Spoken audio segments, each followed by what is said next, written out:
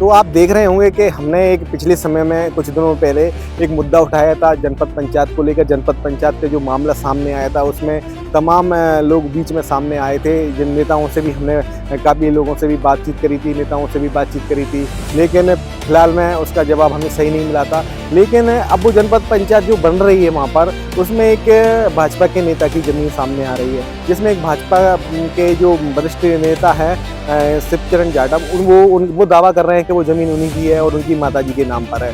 लेकिन आज वो कहीं ना कहीं वो भी परेशानी से जूझ रहे हैं और वो परेशान नज़र आ रहे हैं। जानते हैं उनसे कि क्या समस्या हुई, उनको क्यों उनकी ज़मीन नहीं मिल पा। प्रशासन से बहुत ज़्यादा दुखी हैं, परेशान करते हैं और सुनने को ही तैयार नहीं है और इसलिए बहुत ज़्यादा दुखी। तो देख रहे हैं आप, प्रशासन सुनने को तैयार नहीं है। भाजपा सरकार में नेताओं की प्रशासन नहीं सुन रहा है। क्यों नहीं सुन रहा है? आखिर एक नेता, एक ईमानदार नेता जिसने 25 साल भाजपा सरकार में एक ईमानदारी से काम किया और उसकी जमीन पर ही कब्जा किया जा रहा है, उसकी जमीन पर ही एक जनपद पंचायत भवन बनाया जा रहा है और पंचायत में उसको कभी समस्या आ रही है, लेकिन आपको कोई नहीं सुन रहा है। जानते क्या समस्या, क्यों इतनी परेशानी हो रही है आपको? इतने दिनों से आप परेशान होते नजर आ रहे हैं, काफी पीड़ा हो रही है आपको। हम देख रहे हैं कि लंबे समय से आप एक संघर्ष कर रहे हैं। क्यों नहीं सुन रही थी? कि मैं हाईकोर्ट का आदेश भी ले आया तो भी उसको मानने के लिए तैयार नहीं है। 4 हफ्ते का समय दिया है तो हाई कोर्ट का बिल्कुल पालन नहीं हो रहा है। उच्च न्यायालय ने 4 हफ्ते का समय दिया है कलेक्टर महोदय को। प्रशासन कौन हाई कोर्ट का पालन नहीं कर रहा है? मैंने कलेक्टर महोदय को भी आवेदन दिया, तहसीलदार साहब को, एसडीएम महोदय को, जनपद सीओ साहब को, सबको मैंने आवेदन दे दिया है और मेरी पार्टी के वरिष्ठ नेताओं को भी मैंने आवेदन दे दिया। मेरे वरिष्ठ नेता तो मेरी मदद कर रहे हैं मगर जो प्रशासन के लोग हैं वो बिल्कुल भी मदद नहीं कर रहे हैं। वो कुछ पैसे लेने की खुराक में रहते हैं।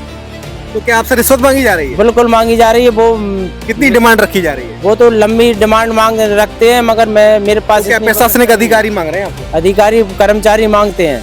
तो देखिए किस तरीके से ये पीड़ा अपनी सुना रहे हैं। प्रशासनिक अधिकारी भी रिश्वत मांगने का प्रयास कर रहे हैं और एक मोटी रकम मांग रहे हैं क्योंकि जमीन करोड़ों की है और मोटी रकम ये नहीं दे पा रहे हैं, जिसकी वजह से इनको परेशान किया जा रहा है। एसडीएम, तहसीलदार, कलेक्टर तमाम लोगों को जो अपना आवेदन दे चुके हैं, तमाम लोगों से शिकायत कर चुके हैं, भाजपा के पदाधिकारियों से भी कह चुके हैं, उनने भी कहीं ना कहीं इनका सपोर्ट किया है। लेकिन प्रशासनिक दबाव इतना है कि कहीं ना कहीं एक भाजपा नेता इतना पीड़ित है कि वो आज दर दर भटक रहा है और एक पत्रकार को अपनी पीड़ा सुना रहा है। और सुनाइए क्या समस्या हो रही है आपको, क्यों मतलब इतनी दर दर की ठोकरें आपको खानी पड़ रही है? हमारी मम्मी बहुत परेशान है, माताजी को लेके जाता हूँ, वो मंत्री जी के पास जाते हैं, कहीं भी जाते हैं, रोती हैं और दुखी होती हैं बुरे मन से और वो किसी की सुनते ही नहीं है जी प्रशासन के लोग। मैं 2-3 बार तो मैंने कलेक्टर महोदय से ही मिल लिया है, वो लिख के भेज देते हैं। ईसा का तहसीलदार, एसडीएम साहब सुनते ही नहीं है। मैंने बार-बार निवेदन करता हूँ। प्रशासन अगर आपकी नहीं सुनता है तो क्या करेंगे?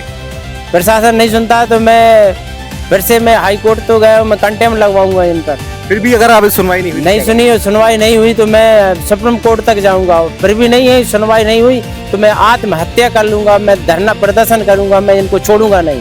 तो देखिए एक छोटा सा कार्यकर्ता, भाजपा का एक छोटा सा कार्यकर्ता आत्महत्या करने की बात कर रहा है और ये कितनी बड़ी बात है कि भाजपा सरकार में भाजपा कार्यकर्ताओं की भी नहीं सुनवाई हो रही है। लेकिन आप देख रहे होंगे कि एक जमीन के पीछे पूरे परिवार सहित आत्महत्या करने की बात एक नेता कर रहा है। लेकिन अब वो सीधी तौर पर उन्होंने कह दिया है कि अगर उनको जमीन नहीं मिलती है, हाई कोर्ट, सुप्रीम कोर्ट, सारे कोर्ट के दरवाजे खटखटाएंगे। अगर इसके बाद भी उनको अगर सुनवाई नहीं होती है और ये जमीन नहीं मिलती है तो वो आत्महत्या कर लेंगे। तो आप देखिए कि भाजपा सरकार में अगर नेता ही आत्महत्या करेंगे तो आम जनता का क्या होगा।